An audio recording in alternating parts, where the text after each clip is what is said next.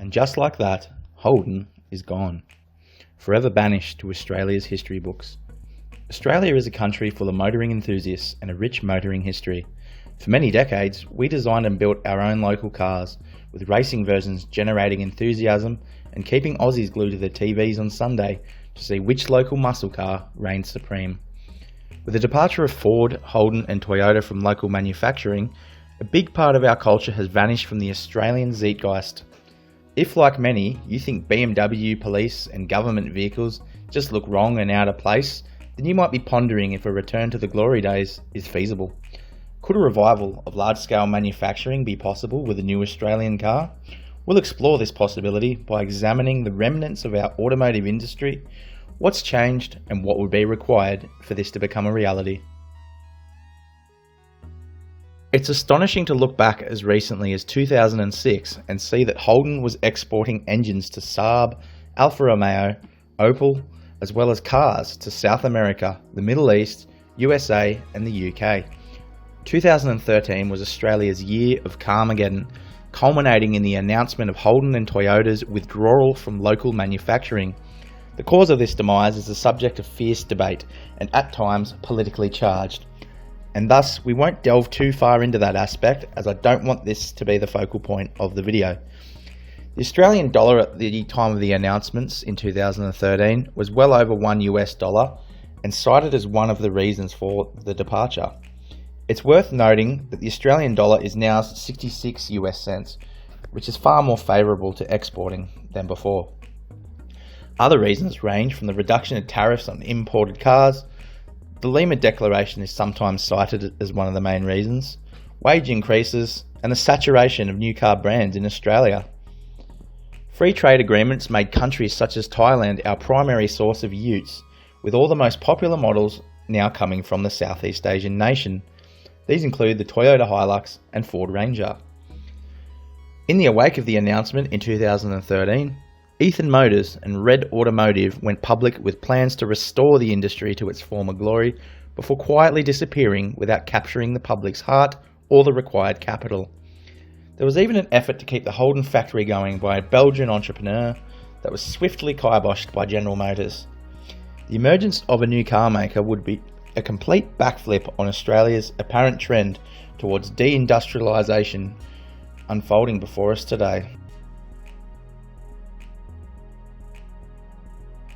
Despite the disappearance of high-volume car manufacturing, there are actually quite a few success stories still in Australia. The surviving component makers have adapted to a post-manufacturing era, as has the aftermarket sector, with bull bar and filter makers still going strength to strength. Geelong-based Carbon Revolution, for example, makes highly advanced carbon fibre wheels, which are used by Ford on the GT supercar and Mustang GT 350R. Brabham is building 70 carbon fibre V8 BT62 supercars in Adelaide. And according to an ABC article, half of the heavy trucks sold in Australia are still built here. Surely that is the most compelling proof of what is possible. Additionally, Nissan still makes car parts in Dandenong, Victoria. It's also worth noting though, that industrial giant Dyson recently abandoned its plans to build electric cars, which speaks volumes about the difficulty of penetrating the global automotive market. Even Apple, with its hundreds of billions of dollars of liquidity, was reportedly unable to proceed with its Project Titan electric car plans. Subsidies are unlikely in the current political climate, despite the fact they pale into insignificance when compared with those of mining and other sectors. A change in regime and a shift in public sentiment would be required if this were to change. If a future government did decide to offer subsidies to a new car maker, tougher conditions would need to be imposed to show the public that the money is not being wasted and the project would need to stand on its own 2 feet in the long term. Perhaps a loan would be more appropriate than a handout, such as the US $465 million loan Tesla secured to produce the Model S, and repaid with interest. That's not to say the only way the government could encourage a new Australian car maker is via throwing money around. Modifications to Australian design rules, which are presently more lenient for low volume production under 100 cars per year, access to ANCAB labs for safety development and automotive research facilities would go a long way to making these things easier. In the event an Australian carmaker did get off the ground, a policy mandating that all government, police and emergency vehicles be sourced locally would ensure a consistent volume base, and just imagine if we had a local equivalent to the Land Cruiser 70 series for mining and farmers. Reinstating import tariffs is probably an unrealistic proposition, which would be met with pushback from import car companies and consumers alike, and justifiably so. Why should the consumer pay for decades of government mismanagement? Given that financial assistance is unlikely, that leaves crowdfunding and venture capital as other potential sources. Australia does have a flourishing billionaire class, none of whom appear to be interested in investing in our industry, beyond spruiking empty promises for political gain anyway. Upstarts such as Greg Mugabe's ACE are trying to drum investment from the private sector for an Adelaide-assembled ute, van and city car. Mugabe is hoping to raise $5 million and build 15,000 cars a year by 2025. This is the most ambitious automotive project to date in post-shutdown Australia, and the only volume-oriented effort with tangible, working prototypes. We wish Greg and his team every success. It's well documented that the Australian car market has fractured into many pieces, with formerly dominant market segments now taking a smaller share of the pie. Medium SUVs and small cars seem to be leading the charge, but a look at VFACTS suggests that the appetite for the quintessential Aussie sedan might still be there. Although classified as a medium car, the latest Camry is similarly sized to the last Commodore and Falcon. Last year, its sales grew by 10%. The VF Commodore achieved similar volumes in its final years as well. Nevertheless, having all eggs in one basket would not be a recipe for success, and that volume alone is no longer sustainable. The large car segment accounts for around 24,000 cars annually, a mere fraction of the 95,000 Commodores sold in 1998. A modular platform, such as Toyota's TNGA or Volkswagen's MQB, would be vital, with the idea being that the minimum possible investment is required to adapt to a variety of different market segments. A breakthrough in platform flexibility would be required for an Australian upstart to overcome adversity and compete on a global stage. As a wave of new electric utes from Tesla, Rivian, Hummer, Nikola and Ford are preparing to hit the market, the country that invented the ute is conspicuously absent from that list. Seeing new solar vehicles such as the Lightyear 1 and Sono Scion, it's hard not to get FOMO, especially when you remember Australia used to be the world leader in solar research. To be fair, projects such as the UNSW SunSwift show the spirit is alive and well here, albeit without a production car to benefit from this research. Possibly the most important question is, should a new Australian car be electric?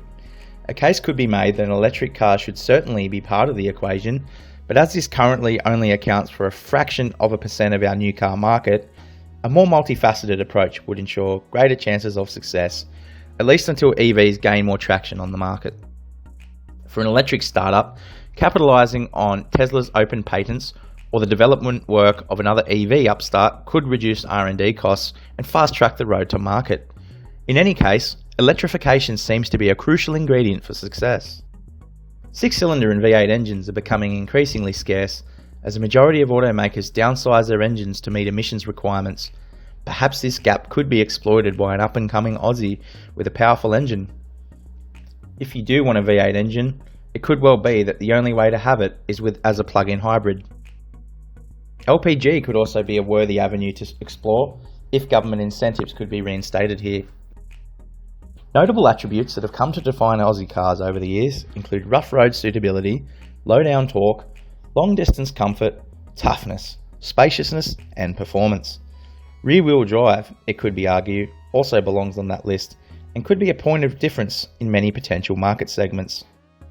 On the subject of labour costs, one way the United Kingdom's auto industry has offset the higher labour costs associated with a Tier 1 country is by concentrating primarily on luxury brands such as Bentley, Rolls-Royce, Jaguar and Aston Martin. A premium player would alleviate concerns about manufacturing and material costs, but would need to be absolutely cutting edge, unique and truly innovative to get a foothold on the international stage. As for design, we have a rich, and unique landscape to call upon for inspiration and culture. Note the Ford Territory's eucalyptus trim as a fine example of putting this into practice. And let's not forget the opportunities offered by the latest artificial intelligence, generative design software, and 3D printing manufacturing techniques. Should we look to the past to define our future, the unique character of Holdens, Fords, and Valiants could provide some kind of inspiration for a future design. Whatever the case, a Ute variant seems like a no-brainer. Or maybe a clean break from history altogether is required here. For a mainstream high-volume offering, the higher costs of labour compared with other countries would need to be addressed. Perhaps initially, most parts could be imported from a lower cost-based nation with a view to transitioning to more local content as volume ramps up. A similar strategy is being employed for the ACE vehicles which were mentioned earlier. The economic activity generated from the 69 import brands remains a significant contributor to Australia's GDP. This means there will always be a degree of skill, training and understanding surrounding the latest vehicles on the market. When it comes to R&D, Ford still employs over 2,000 local designers and engineers. Ford commendably kept this talent in Australia to work on global projects such as the Ranger, Chinese Escort and Ford Figo. Engineering companies such as Premcar have been called upon by clients as diverse as Geely and Nissan. Since these tend to cater to developing markets, however, they could come under threat when those markets reach full maturity in terms of R&D. Ford's China outpost, for example, has been given more autonomy to respond to market demands. Over time, more and more automotive transport expertise could end up being outsourced from other countries as Australia's manufacturing history disappears further into the rearview mirror. As Ford and Holden have for decades been the staple of the V8 supercars racing series, the question over its relevance and long-term viability becomes more poignant with Holden's imminent departure. The Super Ute racing trucks, currently fitted with modified diesel engines, show an effort to adapt to the best-selling vehicle category. It's hard to imagine something re-energising Australia's love affair with motor racing more than the return of a local car to the racetrack. Adding an electric GT category would also lure a new generation of electric car enthusiasts as well. Seeing this hypothetical new car in both V8 supercar form and electric GT would broaden the appeal to bogans and EV geeks alike. With vast reserves of lithium and iron ore mined out of the ground, it would be nice to see some of that go towards a new vehicle that we can buy here rather than being sent overseas and shipped back to us. We certainly still have the technical expertise and ability to create a world-beating car here in Australia, but without a shift in public sentiment or financial backing, the projects of success are slim. The expansion into other fields such as medical and heavy vehicles by component suppliers intent on survival is proof that the skills and research gained in the automotive field can overlap into other industries entirely. To play devil's advocate, arguments for why this doesn't matter include the fact that maybe we have just moved on as a nation and public sentiment won't shift back to where it used to be. Time will tell on that one. Other counter-arguments include the fact that even without local manufacturing, the automotive sector generates billions of dollars of economic activity. Some might even say that a thriving automotive manufacturing sector is not the only way to an innovative and prosperous nation. Maybe we are living in the past a bit much here. It's certainly not like it used to be. There are challenges of a global market that would make this an extremely difficult uphill task. The odds are stacked very heavily against it, thanks to our relatively low population and open market. The days when an Australian car could command a large share of the market are long gone. But inspiring a new generation of automotive enthusiasts to create and get involved with the industry is surely an opportunity too good to miss. Let's show the world we're not just a big hole in the ground. Thanks for watching. If you enjoyed the video, please give us a like and hit the subscribe button to see more content like this in the future.